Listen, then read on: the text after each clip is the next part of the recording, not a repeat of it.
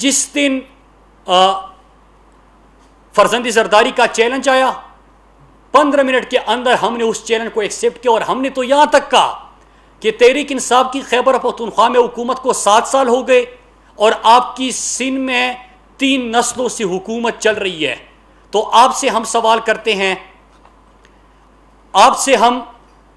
आपको हम दावत देते हैं कि आप भी खैबर पख्तूनख्वा आए और हम भी सिंध आते हैं, आपको कारकर्दगी का पता चल जाएगा। पार्लियामेंट में बहस करनी है, इशू आपकी मर्जी का होगा, किसी भी इशू टॉपिक आपकी मर्जी का होगा। पार्लियामेंट में आपको खुशामदीद कहते हैं।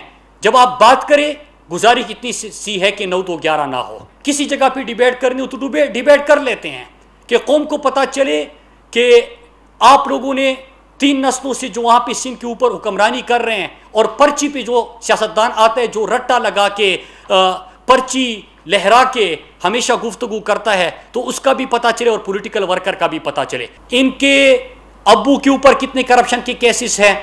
फरजंदी जरदारी खुद जो सदक़े के बकरे होते हैं वो भी फेक अकाउंट से, बर्थडे पार्टियां होती है वो भी फेक अकाउंट से, घर के अखराजात चलते हैं वो भी फेक अकाउंट से, यहां तक कि फरजंदी जरदारी और अयान अली के टिकट के पैसे भी एक ही अकाउंट से पे होते हैं।